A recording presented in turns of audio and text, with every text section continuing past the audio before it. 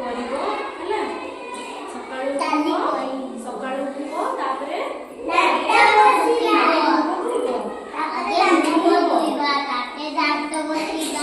ଆଗେ ମୁଁ କହୁଛି ଶୁଣ। ଆଗେ ସକାଳୁ ଉଠି ମୁହଁ ଧୋଇବ। ମୁହଁ ଧୋଇଲା ପରେ ବ୍ରଶ କରିବ।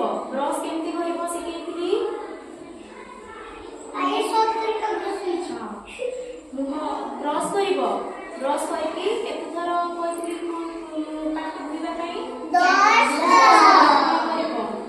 ତାପରେ ବ୍ରଶ କରିସାରିଲା ପରେ କଣ କରିବ? ମୁହଁ ଧୋଇବ। ମୁହଁ ଧୋଇ ସାରିଲା ପରେ ହାତ ଧୋଇକି ଖାଇବ। ହାତ କେମିତି ଧୋଇବ? କେମିତି ଶିଖେଇଥିଲି?